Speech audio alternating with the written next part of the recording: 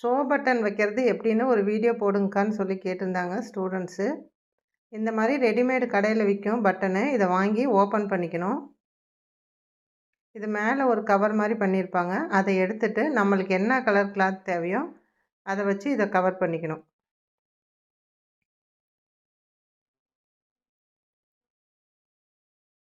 Blouse, nightie, churidar எல்லாத்துக்குமே இந்த buttons நம்ம யூஸ் பண்ணலாம்.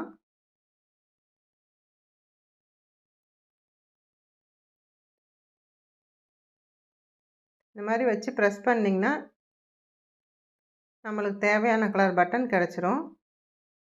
இது வந்து பிகினர்ஸ்க்கான டிப்ஸு. நிறைய பேருக்கு தெரிஞ்சிருக்கும். தெரியாதவங்க என்னை கேட்டிருந்ததுக்கு இந்த வீடியோ போட்டிருக்கேன்.